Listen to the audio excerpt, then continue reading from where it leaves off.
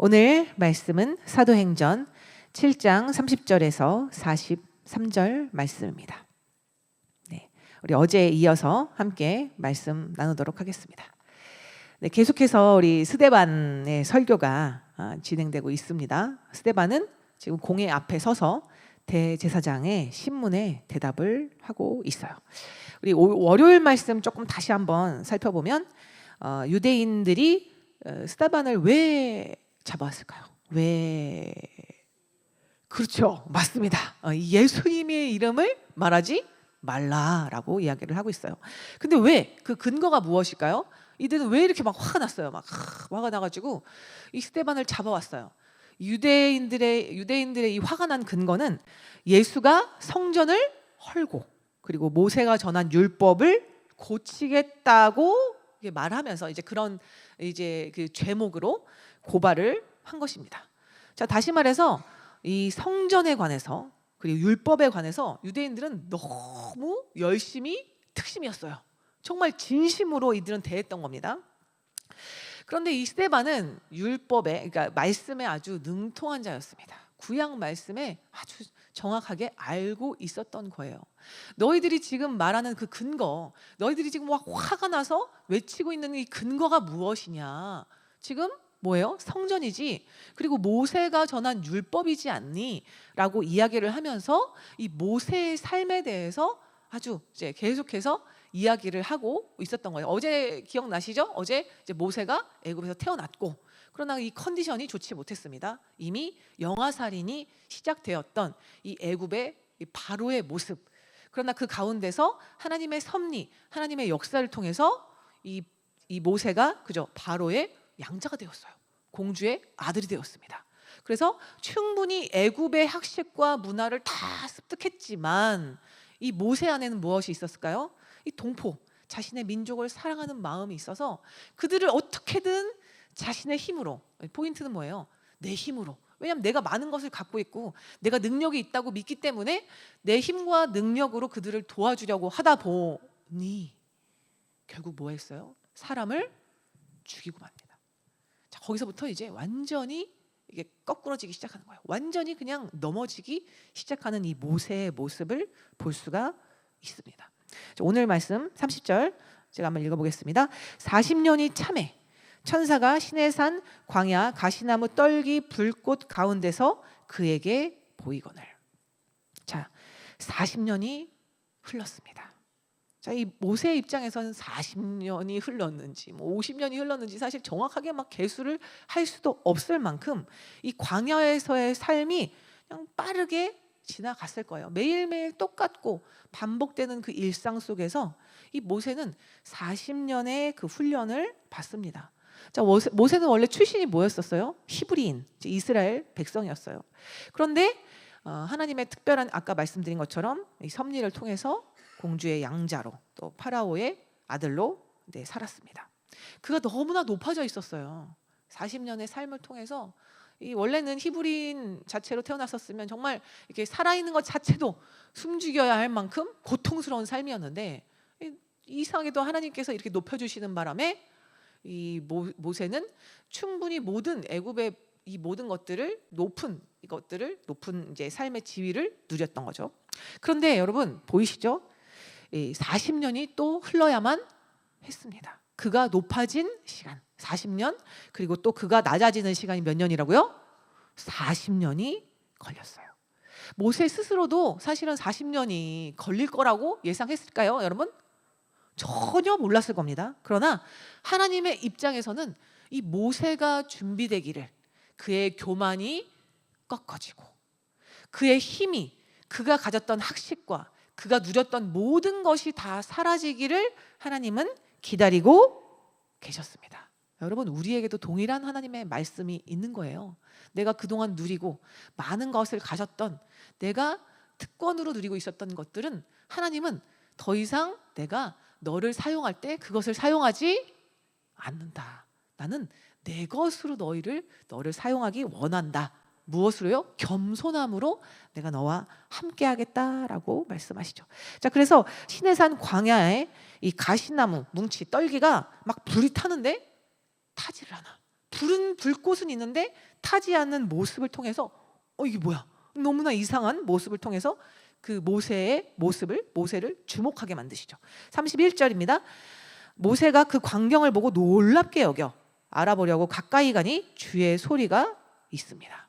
하나님께서 그를 주목하게 하신 거예요. 여러 가지 많은 생각, 광야에 있는다고 해서 뭐 그냥 이렇게 놀고 먹는 게 아니잖아요. 뭐 양도 치고 또 생계도 이어가야 되고 처자식이 있으니까 그것을 따라서 막 살아가다 보니 바쁘게 시간들이 흘렀던 거예요. 근데 그 바빴던 시간들 속에서 하나님께서 딱 이 모세를 만나시고 모세를 부르십니다. 32절입니다. 나는 내 조상의 하나님 즉 아브라함과 이삭과 야곱의 하나님이라 하신대 모세가 무서워 감히 바라보지 못하더라. 자, 하나님 어떤 분이시라고요? 너 조상의 하나님. 네가 익히 들었지. 하나님께서 아브라함을, 우리 말씀 기억나시죠? 아브라함을 선택해서 전혀 하나님의 말씀 가까이 있지 않았던 이방 나라에 살았던 갈대아 우르에 살았던 아브라함을 선택하여 부르시고 네가 살고 있는 본토 친척 아비의 집을 떠나. 네가 익숙하고 네가 사랑에 맞지 않는 것에서 떠나. 그래야 내가 이제 너에게 갈 곳을 너가 이제 앞으로 가야 할 곳을 알려줄 거야 라는 하나님의 말씀을 믿고 의지하여서 떠난 사람이 누구였다고요? 아브라함. 너희의 조상의 시작은 믿음의 시작이었어. 갈 바를 알지 못했던 이 아브라함에게 주셨던 그 말씀을 순종했던 조상들이 있었지. 아브라함 그리고 이삭. 온전히 순종함으로 삶을 살았던 이삭. 물론 야곱 많은 삶의 요동은 있었지만 결국에 하나님께서 환도뼈를 부러뜨리시고 그가 온전히 하나님 앞에 굴복하는 삶을 살게 하셨던 이 이삭, 그죠? 야곱. 자, 아브라함과 이삭과 야곱의 하나님이심을 지금 모세에게 말씀하고 계세요. 자, 모세가 너무나 놀랍니다. 물론 하나님의 살아계심, 하나님의 돌보심을 알고 있었지만 이 모세는 놀랬죠. 근데 여기서 놀래는 거 수준이 아니라 뭐예요? 무서워. 그리고 심지어 이제 출애굽기 3장 6절 말씀 보시면 모세가 하나님을 쳐다보지 못합니다. 그리고 얼굴을 가리죠. 이제 하나님께서 나타나셨어. 우리 안에 나타나시면 여러분 얼마나 무섭겠습니까? 왜냐면 우리 안에 이제 죄가 있잖아요. 지었던 죄 때문에 두려움, 경외심이 있어서 사실 두렵고 떨리는 게 맞죠. 근데 그는 얼굴까지 가렸어요. 자, 이것은 무엇일까요, 여러분? 이전에 40년 전에 이미 이 모세는 도망자, 특별히 살인자였습니다. 애굽 사람을 죽였어요. 그리고 그것이 다른 사람에게 발각될까? 또 바로가 그것을 알고 막 이제 움직이는 것을 알고 두려웠어요. 이런 바로의 낯을 피해서 미디안 광야에 오게 된 것입니다. 그 후에 이제 가족과 함께 유목 생활하면서 40년간 흘렀어요. 자, 여러분 40년이 흐르면 잊을만도 하잖아요. 그죠? 아무리 물론 뭐 살인이라는 것이 뭐 잊기가 쉽지는 않은 일이긴 하지만 40년이잖아. 이제 80세예요, 모세가. 근데도 아직도 자신 안에 죄책감, 그죠? 수치심이 그대로 남아 있는 것입니다. 여러분, 시간이 가도 달라지지가 않았어요. 이 모세에게, 그런 모세예요. 달라지지 않은 모세에게 물론 40년 동안 하나님이 그를 낮추시고 그가 알고 있었던 그 모든 교만함들을 낮추셨지만 그 마음 안에 있었던 죄책감과 수치심은 동일하게 있다는 겁니다. 그에게 주님께서 말씀하세요. 33절입니다. 주께서 이르시되 내 발의 신을 벗으라. 내가 서 있는 곳은 거룩한 땅이니라. 자, 이 모세는 어떤 사람이라고요? 살인자, 그리고 회피, 도망자. 그 모세에게 지금 네가 신고 있는 그 신, 너 지금 계속해서 세상과 벗하고 세상과 함께 있었던 내 신, 네 발에 있던 그 신을 벗으라라고 하시죠. 이제 하나님께서 어떻게 말씀하세요? 네가 익숙했던 그 세상의 신을 벗고 이제는 너가 서 있는 땅을 내가 함께해서 거룩한 곳으로 만들겠다라고 말씀하세요. 너가 지금 뭐 바로의 아들이어가지고 금수저인지 다이아몬드 수저인지 아니면 히브리인이니까 너 완전 흙수저잖아. 사실 생존 자체가 위협적으로 살아갈 만큼 흙수저, 뭐 금수저든 다이아몬드 수저든 흙수저든 그것이 중요하지가 않아. 지금 네가 서 있는 그 땅을 하나님께서 임재하시는 곳으로 만들겠다고 하신다는 거죠. 이 자리에 내가 너와 함께 있으면 네가 서 있는 그 땅이 무슨 땅이 된다고요? 거룩한 땅이 된다라고 말씀하십니다. 아멘. 할렐루야. 34절 말씀 읽겠습니다. 내 백성이 내가 사랑하는 이 히브리 백성이 애굽에서 괴로움 받음을 내가 확실히 보고 그 탄식하는 소리를 듣고 그들을 구원하려고 내려왔노니 이제 내가 너를 애굽으로 보내리라 하시니라. 자, 여러분, 하나님 어떤 분이시라고요? 너희들의 그 고통, 그 어려움, 너희들이 날마다 눈물 짓는 그 어려움을 탄식하는 그 고통을 내가 듣고 있었어. 그런데 듣고만 하시는 게 아니라 이제는 너희들을 구원하기 원해. 내가 너희들에게 내려갈 거야. 그래서 하나님께서 대신해서 보낸 사람이 누구라고요? 모세라고 지금 말씀을 하고 계십니다. 자, 여러분, 우리 하나님 어떤 분이십니까? 하나님 아버지. 우리 자녀들의 사정을 너무나 잘 알고 계세요. 여러분, 이제 우리 여기 권사님들 계시겠지만 이제 자녀가 또 결혼해서 막 또 자녀가 이 아이까지 낳으면 사실은 그렇잖아요. 이제 내 할 일 다 했다. 조금 이제 나는 좀 쉬자. 사실 이렇게 충분히 하실 수 있지 않습니까? 왜냐면 네 자녀는 너의 몫이니 나는 이제 조금 쉬련다가 안 됩니다. 여러분, 자녀는 특별히 어머니들은 어때요? 자녀와 연결이 돼 있어. 그죠? 멀리서도 그 자녀의 고통과 어려움이 느껴져. 그러시죠? 막 느껴져. 이 엄마의 모습은 이제 특별히 어머니들은 왜냐하면 뱃속에서 이제 10달간 아이를 품고 있었기 때문에 이 자녀와의 이 기가 막힌 텔레파시가 연결이 돼 있어요. 그래서 멀리 있어도 이 자녀가 힘들고 신음하며 아파하는 것을 굳이 전화하지 않아도 느껴집니다. 그래서 어때요? 먼저 전화를 하기도 하고 알아봐 주기도 해요. 여러분, 이 모습이 이 자녀와 엄마와 자녀의 모습이 단지 그냥 모성애로 이어진 어떤 그냥 그런 관계입니까? 아닙니다. 하나님께서 이미 하나님과 자녀 사이의 모습을 그대로 투영시키신 거예요.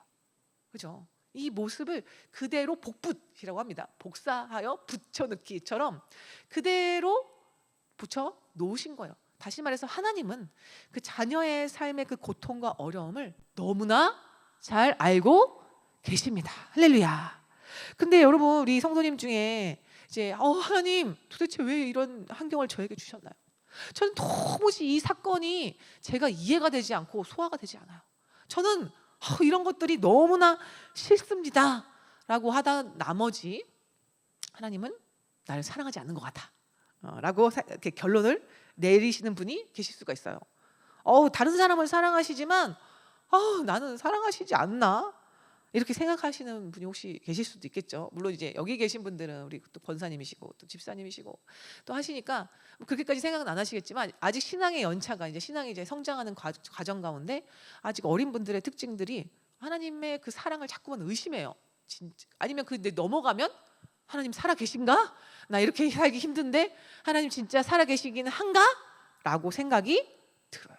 저도 이제 20대 때 그런 생각들을 너무나 많이 했어요. 왜냐고요? 되는 게 없어. 나는 열심히 하는 것 같은데 최선을 다하는 것 같은데 특별히 뭐예요? 하나님 앞에서 난 예배도 드리고 하는 일도 다 하고 봉사도 하는 것 같은데 내 삶 안에서 뭔가 잘 되는 일이 없는 것 같아요. 또 그런 의문이 드는 거죠. 하나님 진짜 나에게 관심이 있으시긴 한가? 내 기도에 귀를 기울이고 계시긴 한가? 제 안에 물론 이제 믿음이 없기 때문에 하나님 어떤 분이신지를 잘 모르기 때문에 제가 의심을 했겠죠. 그렇죠? 또 한 가지 근거가 뭐였을까요? 사실은 제 안에 이 육신의 아버지에 대한 사랑이 충만하게 채워지지가 사실은 않았던 거죠. 아버지는 사실은 저를 너무나 사랑하셨어요. 너무나 사랑하셔서 이 나름대로 열심히 아버지의 사랑의 표현은 최선을 다해서 일하고 가족을 위해 헌신하는 것이 아버지의 사랑의 표현이었어요. 그 정말 굶기지 않고 부족함 없이 채워지는 것이 아버지의 사랑이었던 거죠. 근데 이제 그 사랑을 받는 자녀가 그걸 사랑이라고 느껴야 되는데 그것이 저는 사랑이라고 사실 느껴지지가 않았던 거죠. 다른 아빠를 보면 표현도 너무 잘하시고 막 자녀가 오면 막 이렇게 와가지고 막 어화둥둥 이렇게 막 사랑도 표현하고 막 부족함이 있으면 막 채워주고 막 미리 봐가지고 적극적으로 막 채워주고 이거를 막 표현을 해주는데 그러니까 저는 그렇게 아버지가 하기를 원했던 거죠. 근데 저희 아빠는 무뚝뚝하셔. 어제도 우리 좀 수요 예배 때 나눴지만 저희 아버지는 저랑 성향이 완전히 반대셨기 때문에 제가 아버지의 사랑을 늘 의심했어요. 이게 믿지를 못해. 아빠가 날 사랑해? 그러니까 이 머리로는 알아요, 여러분. 이제 우리가 학습적으로, 교육적으로는 알아요. 알지만 사실은 제 가슴 안에는 아빠가 나를 사랑해, 아버지가 나를 사랑해 그렇게 생각하지 못했던 겁니다. 자, 이거 뭐예요? 하나님 아버지의 사랑도 똑같습니다. 내가 육신의 아버지의 사랑을 받아들이는 만큼 하나님 아버지의 사랑도 동일선상에 있다고 보시면 될 것 같아요. 자, 여러분, 우리 자녀들이나 혹은 손자, 손녀들에게 나는 사랑을 줘. 나는 열심히 그들을 사랑해. 솔직히 그러시지 않습니까? 우리가 막 때로는 이렇게 열심히 또 음식도 하시고 또 일도 하시고 뭔가 어떤 근거들이 뭐예요? 우리 자녀들, 또 우리 손자들 또 너무나 잘 하나님 앞에서 세우기 위해서 막 고군분투하시잖아요. 그죠? 열심히 기도하시고 또 이렇게 새벽까지 나와서 기도를 합니다. 자, 여러분, 이렇게 열심히 기도하고 섬기고 사랑하는 것을 우리 자녀들이 다 알지를 못해요. 못해. 게다가 우리 자녀들은 계속 의심합니다. 정말 엄마가 나를 사랑한다고? 아닌 것 같은데? 또 뭐예요? 더 나아가서 뭐예요? 하나님 아버지의 사랑조차도 사실은 믿지를 못해요. 또 저는 이렇게 아버지의 사랑이 표현을 받지 못해서 힘들다고 했지만 또 강압적인 부모님의 아래에 있는 그 자녀들은 어때요? 이 강압적인 부모님 때문에 늘 숨이 막힙니다. 늘 힘들어요. 고통스러워요. 그리고 또 그의 기준에 그가 바라는 기대에 못 미치기 때문에 늘 전전긍긍합니다. 자, 뭐예요? 그 모습이 누구와 똑같다고요? 하나님 아버지 앞에서도 동일하게 적용이 된다는 거죠. 그러니 어때요, 여러분? 가장 좋은 건 뭡니까? 이 부모님들이 달라지는 겁니다. 우리 자녀가 정말 그에 맞는 그가 사랑을 느낄 수 있을 만큼 내가 가졌던 삶의 패턴과 모습들을 다르게 하는 거죠. 그래야 우리 자녀들이 사랑을 느끼고, 여러분, 단순히 내 사랑만 느끼는 게 지금 우리가 결론이 아니잖아요. 뭐예요? 하나님 아버지의 사랑을 느끼게 해줘야 하지 않습니까? 나는 열심히 일하고 열심히 음식 해주면 우리 자녀가, 우리 손녀가 사랑을 느낄 거라고 생각했는데 그게 아니라는 거죠. 막 내가 이렇게 막 쳐다보는 눈빛, 내가 막 한숨 쉬는 것만으로도 우리 자녀는, 내 손자는, 손녀는 고통스러워하는 겁니다. 네, 늘 불안한 거죠. 내가 그 기대에, 내가 그 기준에 못 미치는 건 아닌가라고 자꾸만 의심하는 거예요. 그래서 우리가 어제도 말씀 나눴지만 내 모습과 삶의 패턴, 이제는 성령님 안에 굴복을 해서 내가 달라지면 우리 사랑하는 자녀들도 그 안에 비어있던 그 사랑의 공간이 채워지는 겁니다. 채워지면 어떻게 된다고요? 이제 부모님과의 관계가 회복되고 그 다음이 뭐예요? 하나님 아버지와의 관계가 회복이 됩니다. 그래야 우리 자녀들도 천국 백성, 하나님 나라의 백성이 하나님의 아들이 될 거 아닙니까? 할렐루야. 네, 이 뭐예요?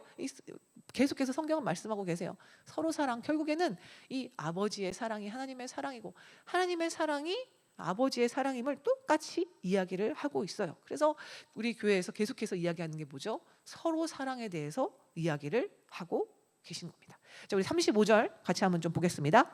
이스라엘 백성을 구원하시기 위해 하나님께서 이 모세를 보내시죠. 자, 근데 그들이 무엇이라고 얘기를 하죠? 35절에 그들의 말이 누가 너를 관리와 재판장으로 세웠느냐? 이제 이 히브리인들이, 이스라엘 사람들이 모세를 배척했어요. 거절했어요.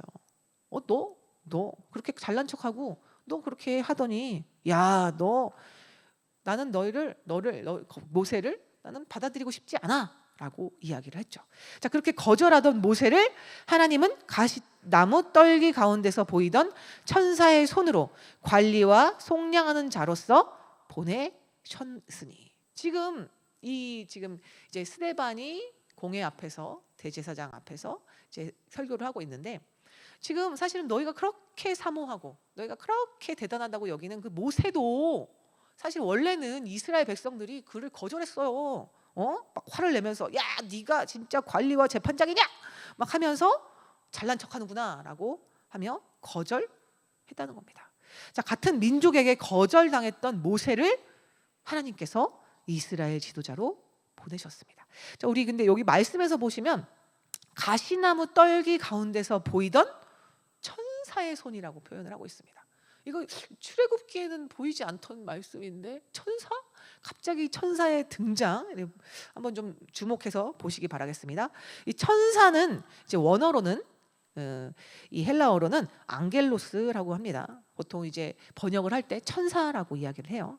근데 여기서는 우리가 천사보다는 하나님의 사자 같은 뜻이긴 하지만 하나님의 사자라고 한번 해석을 해보시면 좋겠습니다. 자, 뭐예요? 모세를 부르셔서 백성 가운데 보내시는 것은 하나님이 물론 부르셨지만 하나님이 누구를 이 하나님의 사자의 손으로 일을 행하셨음을 이야기하고 있어요. 그리고 앞에서도 이제 30절에도 보니까 이제 천사가 이야기를 하고 있다고 했죠. 천사가 이 가시나무 떨기 가운데서 천사의 손으로 그러니까 40년이 참에 천사가 시내산 광야 가시나무 떨기 불꽃 가운데서 그에게 보였다라고 똑같이 표현을 하고 있어요. 자, 이 뭘까요? 이 천사를 하나님의 사자라고 우리가 봤을 때 모든 출애굽의 전 과정, 다시 말해서 모세를 하나님께서 부르신 것부터 하나님의 사자의 손에 의해서 그 일을 행하고 계신다는 거죠. 하나님의 사자가 그 시작부터 함께 하셨어라는 겁니다. 자, 이거 하나님의 사자 누구실까요? 누구실까요, 여러분? 바로 예수 그리스도를 말씀하고 계신다는 겁니다. 우리 36절 읽겠습니다. 이 사람이 백성을 인도하여 나오게 하고 애굽과 홍해와 광야에서 40년간 기사와 표적을 행하였느니라. 이 사람이 누구죠? 모세가 이 이스라엘 백성을 인도했지. 그리고 애굽에서부터 홍해 그리고 광야까지 40년 동안, 자, 이스라엘 백성은 사실 40년 동안 농사를 짓지 않았습니다. 다시 말해서 뭐예요? 지금 말하자면 일을 안 했던 거예요. 직장 안 다녔다는 겁니다. 그럼에도 불구하고 하나님께서 40년 동안 그들을 먹이고 입히셨어요. 놀라운 사실입니다. 여러분, 지금 우리 생각해 보세요. 한 달만, 아니 뭐 한두 달, 아니 1년만 직장을 안 다녀도 사실 어때요? 이거 막 불안하고 염려돼서 살아갈 수가 없어요. 근데 이스라엘 백성에게 40년 동안 하나님께서 먹이시고 입히시는 일을 이 모세를 통해서 행하셨다는 겁니다. 37절입니다. 이스라엘 자손에 대하여 하나님이 너희 형제 가운데서 나와 같은 선지자를 세우리라 하던 자가 곧 이 모세라라고 말씀을 하시죠. 이게 어디에 나와 있는 말씀이냐면 신명기 18장 15절 말씀입니다. 제가 읽어드리겠습니다. 내 하나님 여호와께서 너희 가운데 내 형제 중에서 너를 위하여 나와 같은 선지자 하나를 일으키시리니 너희는 그의 말을 들을지니라. 지금 이 말씀을 전하고 있는 자가 누구예요? 모세가 이렇게 이제 예언을 한 겁니다. 나와 같은 선지자를 너희 형제 가운데서 세울 거야라고 이야기를 하신다는 거죠. 그 말씀이 누구를 통해 이루어진 겁니까? 바로 예수 그리스도를 통해 이루어졌음을 계속해서 스데반이 이야기를 하고 있습니다. 38절 읽겠습니다. 시내산에서 말하던 그 천사와 우리 조상들과 함께 광야 교회에 있었고 또 살아있는 말씀을 받아 우리에게 주던 자가 이 사람이라. 이 사람 모세를 계속해서 이야기를 하고 있는데 지금 뭐예요? 38절에도 역시 시내산에서 말하던 그 천사, 시내산에서 하나님의 말씀을 전달해 주었던 하나님의 사자. 계속해서 이 스데반은 지금 너희가 말하는 결국에 이 모세가 또 예언했던 그분, 당시에 모세와 함께 이 모든 출애굽을 행했던 그분이 누구시라고요? 예수 그리스도이심을 계속해서 설명하고 있습니다. 자, 이 하나님의 사자와 그리고 우리 조상들과 함께 광야교회에 있었던 그가 바로 모세지. 근데 여러분, 그러면 이들은 그렇게 모세 이야기를 하는데 그럼 모세에게는 너희가 복종하고 그가 하는 그 말에는 정말 청종하고 그의 말을 청종하고 잘 따랐느냐라고 이제 그 다음부터 이 스데반이 하나님 그 이스라엘 백성의 역사를 이야기하고 있어요. 39절입니다. 우리 조상들이 모세에게 복종하지 아니하고자 하여 거절하며 그 마음이 도리어 애굽으로 향하며. 네, 바로 이야기를 합니다. 사실은 모세 그 말에 하나님이 직접 전달해 주신 그 말씀을 모세가 대언했잖아요. 그러니까 얼마나 사실은 이 모세 얘기를 하는 겁니다. 그런데 모세가 하나님의 말씀을 받으러 시내산에 40일 동안 머물렀어요. 눈에 보이지 않았던 겁니다. 하나님 눈에 안 보이지. 게다가 우리를 이끌어왔던 이 지도자조차도 눈에 보이지 않기 때문에 백성들의 마음이 어디로 향했다고요? 애굽으로 향합니다. 우리가 익숙했던, 분명히 노예로 살았고 고통스러웠고 날마다 막 하나님 앞에 신음하며 고통하며 어렵게 살았지만 거기서는 다 있었어. 부추, 마늘, 참외 다 있었지 않니? 여기 있는 거 나 너무 힘들어. 게다가 눈에 보이는 지도자도 보이지가 않아 하면서 불안해하기 시작했던 거죠. 여러분, 죽을 것 같은 이 공포감이 밀려오기 시작했습니다. 우리 안에 이 불안감이 몰려오면 우리의 상태, 이 믿음의 상태가 여실하게 드러나죠. 자, 이걸 생각해 보세요. 얼마 되지 않았어요. 40일밖에 시간이 걸리지 않았어요. 출애굽기 19장에서 하나님께서 이 언약식을 통해서 이 백성과 언약식을 맺으시고 20장에 십계명을 허락하여 주십니다. 말씀을 주셨어요. 말씀. 너희들의 이제 삶의 기반은 뭐야? 말씀이야. 말씀에 굳게 서서 말씀에 의지하여서 나가는 삶이야.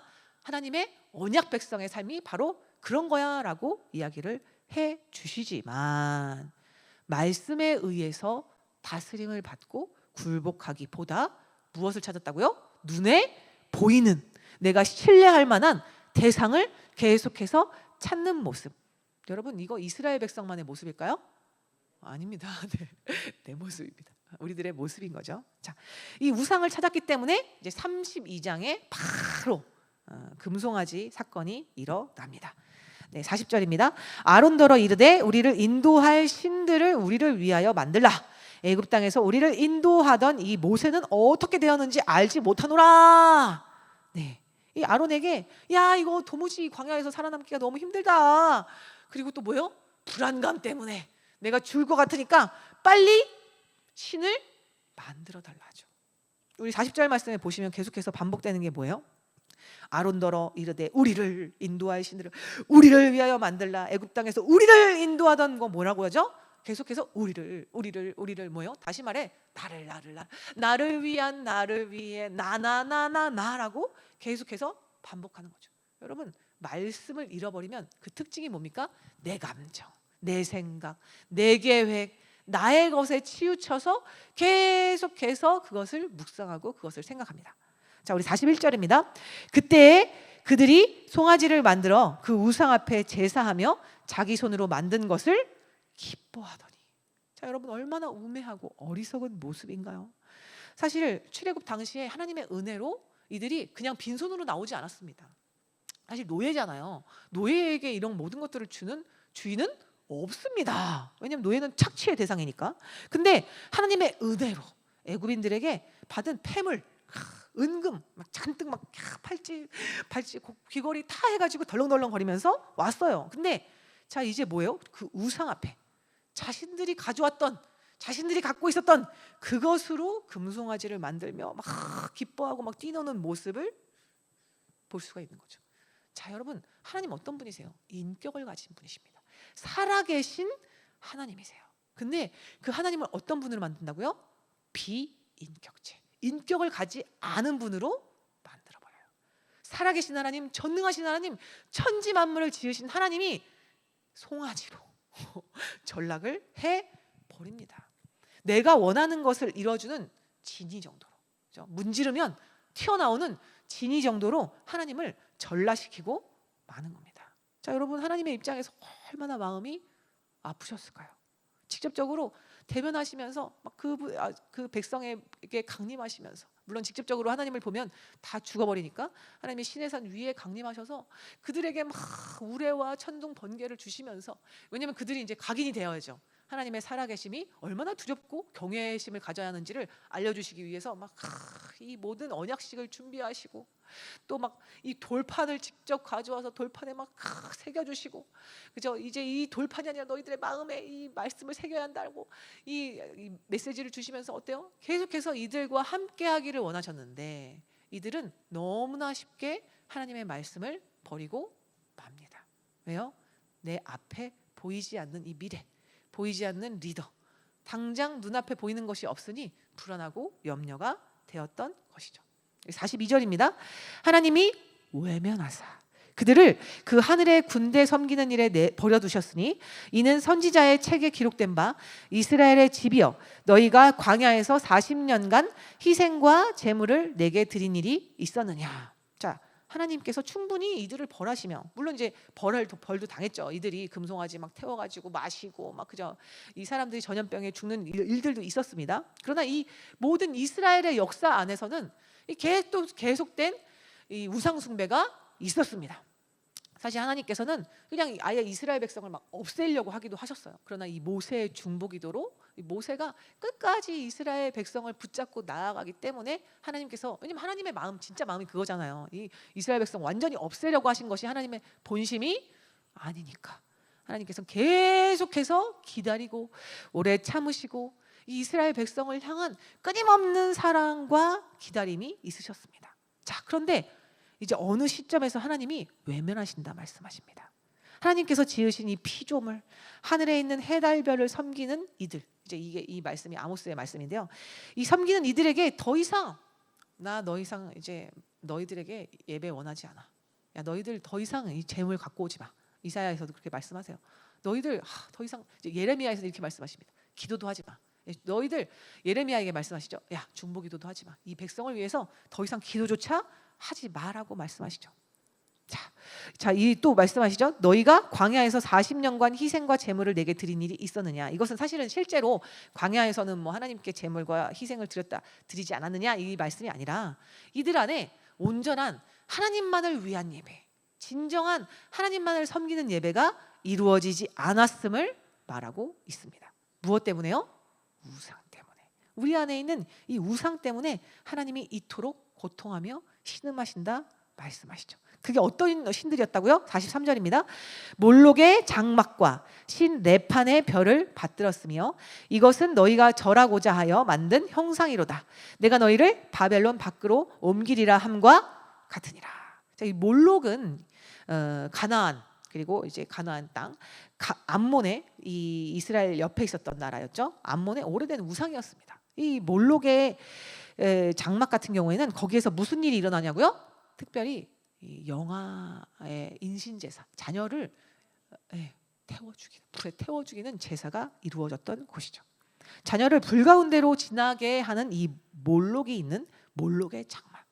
그리고 신 레판이 어떤 신이었냐면 토성, 이제 아시죠? 우리 이 천체 중에서 있었던 토성, 이 토성을 섬기는 우상을 이제 받들었던 거죠.